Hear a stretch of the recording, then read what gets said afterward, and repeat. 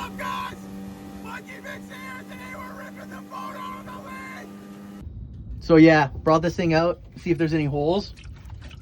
It's taking on a little bit of water, but it's not too bad.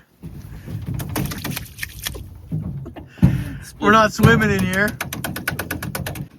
So I think the plan is, can't really tell where the holes are when we're floating out here. I think this is more just for us. Pretty nice out here. I think I'll probably fill it up with water and then just see where the holes are from the outside.